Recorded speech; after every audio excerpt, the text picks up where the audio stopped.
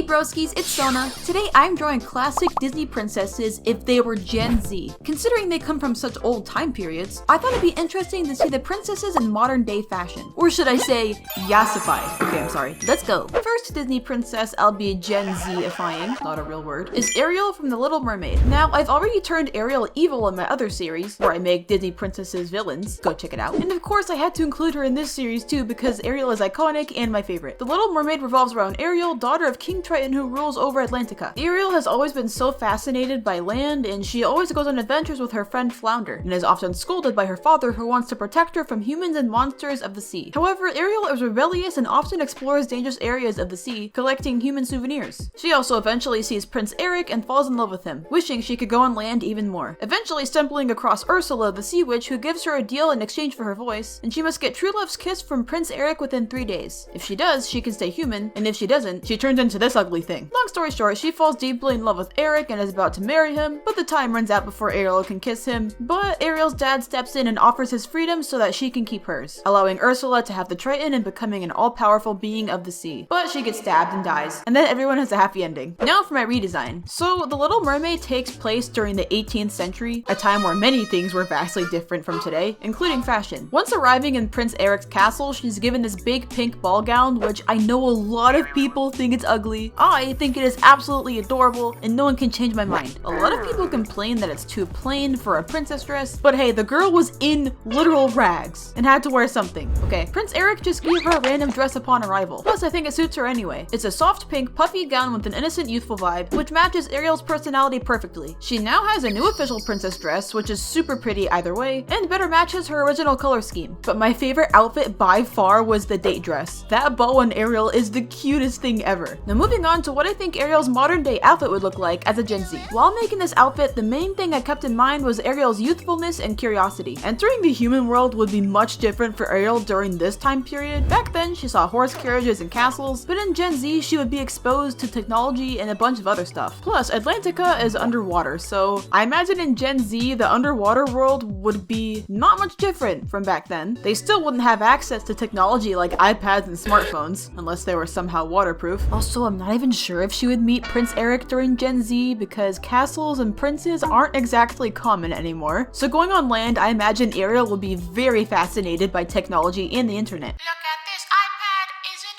Okay, I'm sorry. Of course I gave her a phone, and being fascinated by all this human stuff, I already know Ariel would get excited about dressing up. I gave her this wavy hair that she probably styled following a TikTok tutorial or something, but I love her original hair. It's so iconic, so I didn't change it up that much. We already know Ariel loves little gadgets and knickknacks, so I had to give her cute accessories like flowers in her hair, and a pearl necklace as well as seashell earrings. Out of all the classic Disney princesses, Ariel by far acts the most like a typical teenage girl. I mean, she's literally 16. Another reason I loved the pink dress from the beginning is because I really thought it highlighted her youth and innocence. So I wanted to keep that same energy in my design. She's wearing this oversized off-shoulder violet cropped sweater with pink straps attached. I honestly feel like Ariel would be into softcore and pastel colors. Down below, she's wearing emerald green shorts with a wave pattern to represent the sea. As I was drawing this, I remembered that in Wreck-It Ralph 2, it shows all of the Disney princesses in these modern pajama outfits, and my design did end up looking a lot similar to Ariel's, which is cool because that makes it even more accurate. On her shoulder is a pink sparkly bag where she puts her human souvenirs she collects. Yes, I filled it with forks, or should I say dingle hoppers. In the movie, Darwin is nearly always with her, so she actually has a fishbowl strapped to her waist so that Darwin can be with her even on land. It looks a bit funny, but come on, this is 100% something Ariel would do. She loved Darwin. Being underwater her whole life, naturally her eyes wouldn't be adjusted to the human world. The sea is dark. Her vision would definitely be blurry. So I gave her some glasses which are so cute on her and fit her so well. I bet Ariel would vlog everything she does. So she's holding her phone up, live streaming, and showing everyone her fork and explaining why it's great for styling hair. That would definitely go viral. Here is Gen Z Ariel. I love how she turned out, and let me know your thoughts in the comments below.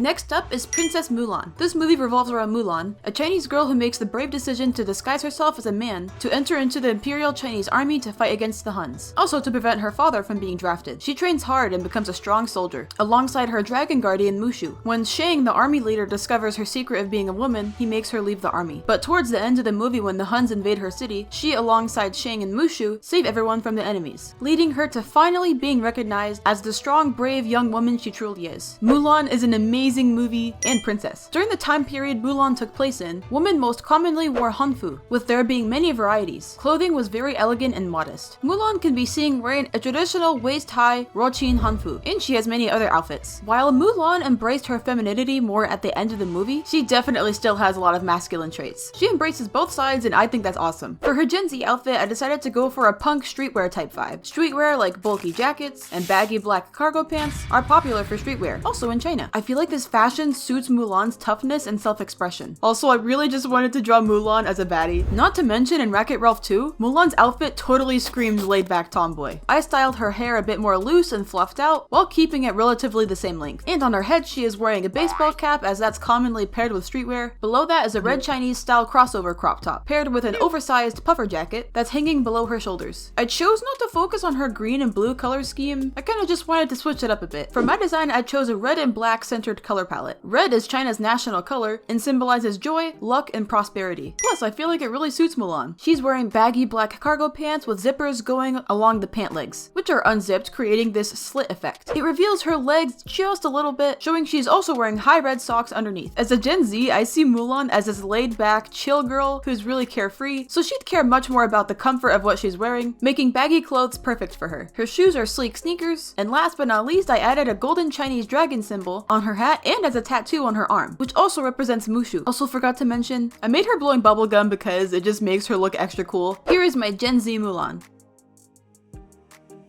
Our next princess is Repunzel from the Disney movie Tangled. Tangled is about Repunzel, a girl with magical long golden hair who is kidnapped at a young age by an ugly old lady, Mother Gothel, who uses her magic to keep herself young. She always dreamed of going outside, but Mother Gothel refused to let her go, manipulating her all her life. On Rapunzel's birthday at the age of 18, a runaway thief breaks into her hidden tower and eventually agrees to help her escape to see the lanterns in the sky that always come out on the night of her birthday. They both leave the tower and go on an adventure to the kingdom of Corona, where they finally see the lanterns together. Mother Gothel shows up and manages to manipulate Repunzel into thinking Flynn is a bad guy, taking her home, only for Repunzel to eventually realize she is the lost princess and attempts to leave, but Mother Gothel ties her up so she cannot escape. Flynn comes to save Repunzel, but is stabbed. Wanting Repunzel to be free, in his dying moments, he cuts Rapunzel's hair, resulting in Mother Gothel getting Thanos snapped. Flynn dies, but Repunzel sheds a tear on his cheek and revives him. She is finally reunited with her parents and is married to Flynn, forever free and happy. Tangled is great, and Rapunzel is actually the first CGI animated Disney princess, but I mean, I really wish we could have gotten a hand-drawn version too. This movie takes place in the late 1700s in Poland. Loose gowns and dresses paired with corsets and petticoats were popular during these times. In the movie, Rapunzel didn't have many outfits, like, at all. However, she does get a new hairstyle, a super long thick braid with many flowers, which I loved. So in my drawing, I gave her two twin braids, also with many flowers. To make it more Gen Z, I added some scrunchies at the ends, which are an 80s thing, but regained popularity in the 2010s. Also, I love scrunchies. I know some people will comment, well, so no, Rapunzel's hair was cut at the end of the movie. Yeah, you're right, but in the show, she grows it back. Also, there's no way I'm gonna miss out drawing 5-foot long braids. As Rapunzel is someone who admires nature, especially since she was never able to go outside, I went for a really naturey, cottagecore look for this outfit. She has flowers throughout her braids, just like in the original, as well as a butterfly hairpin. She's wearing this plaid crop top paired with a loose knitted cardigan. I 100% see Rapunzel as a spring theme girl with all of this nature, so I went for more pastel colors. To continue on with the flower theme, I gave her these baggy overalls with flowers that Rapunzel collected and sewed on herself. I paired some cute chunky shoes with her overalls, and I really wanted to capture Rapunzel's high spirit in this drawing, despite her outfit being so soft looking. So she's in a super excited leaping pose, taking pictures of everything she sees. As someone who was locked away for so long, if Rapunzel went out, she 100% would be taking pictures of everything she sees. She's a shutterbug. On her arm is this woven basket filled with flowers she's collected, and I drew this cute frog bucket hat on her head. Bucket hats are trendy, and I could totally see Rapunzel really wanting one. Also, it reminded me of her lizard. And yeah, here is my Gen Z Rapunzel. I love her outfit, it's adorable, and I would totally wear it in real life.